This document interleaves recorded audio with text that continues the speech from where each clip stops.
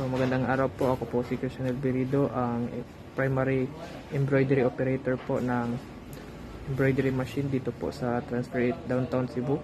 So, ito po yung dual head na Wonyo machine. So, as of today po, March 19, 2024, madalas po namin itong nagamit. So, nakaran po kami ng 272 pieces na logo, pati na rin po letters po. So, halos bihira na po siyang magpahinga po. So, meron po kaming 19 in-house orders po. Pending namin po is good for 8 hours po, working hours po.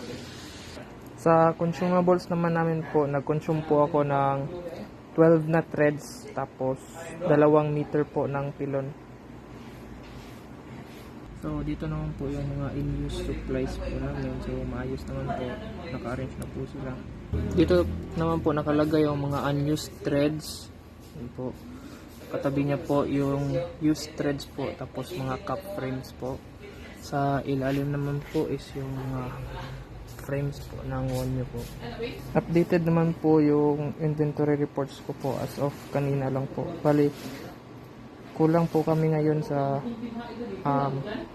mga primary colors po, tapos sobra po kami sa mga tertiary colors po, dahil ang projected inventory namin po is good for 7 days po.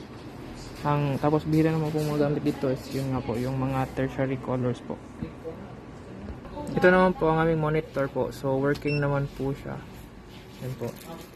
Tapos ito naman po sa gilid yung USB port po. Dito naman po yung mga aming needle bar po. Ayan po.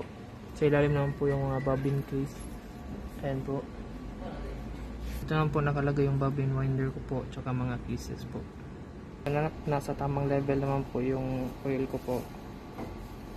So nasa good condition naman po yung needle alignment po. Ayan po. So yun lang po. Maraming salamat.